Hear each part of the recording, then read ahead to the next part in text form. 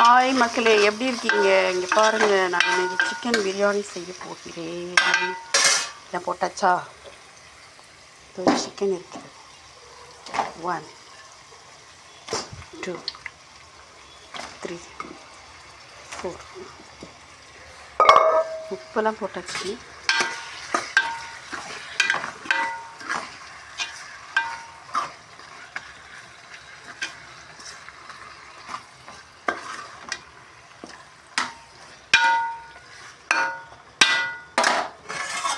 இதை போய் மூடி வச்சா போதும்.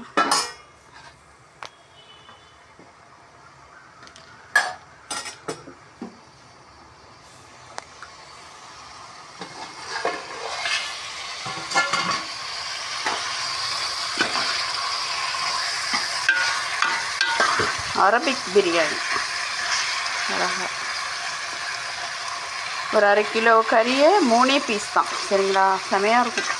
நல்லா பசியில் இருக்கும்போது, டயர்டாக இருக்கும்போது, ரொம்ப மன சோர்வில் இருக்கும்போது ஒரு பிரியாணி இந்த மாதிரி செஞ்சு சாப்பிடும். சூப்பராக இருக்கும். கடையில் வாங்கி சாப்பிட்றத விட நாம் மெனக்கட்டு நமக்காக ஒரு பிரியாணி செஞ்சு சாப்பிட்டா செமையாக இருக்கும். இதெல்லாம் செய்ய முடியாமல் தான் கடையில் வாங்கி சாப்பிட்றாங்க.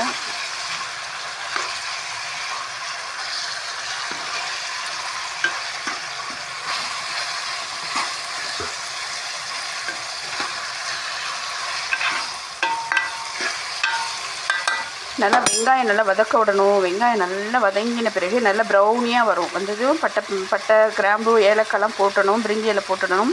பச்சை மிளகாய், புதினா, அப்புறம் இஞ்சி பூண்டு பேஸ்ட் எல்லாம் போட்டுட்டு தக்காளியும் போடணும். அதுக்கு பிறகு எல்லாம் ஒன்றுக்கும் டைம் இருக்குது. சரிங்களா? போட்டுட்டு இப்போ தயிர் ஆட் பண்ணணும். தயிர்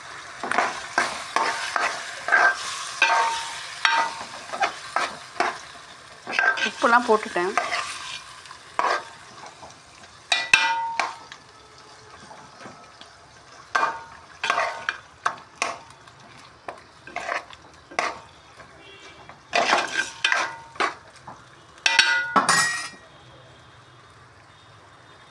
கொஞ்சம் வேகும். லெமன். இது ஒரு அவசர பிரியாணி தான், ஆனால் அருமையாக இருக்கும். பொறுமையாக செஞ்சால் பிரியாணி நல்லா இருக்காது, குஸ்கா மாதிரி ஆகிடும். ஒரு பரபரப்பாக செய்யுங்களேன். இது ஏன்னா மனசில் இருக்குல்ல, ரொம்ப நாளாக பிரியாணி சாப்பிட்ணும் அப்படின்னு ஒரு ஆசை இருக்கும்.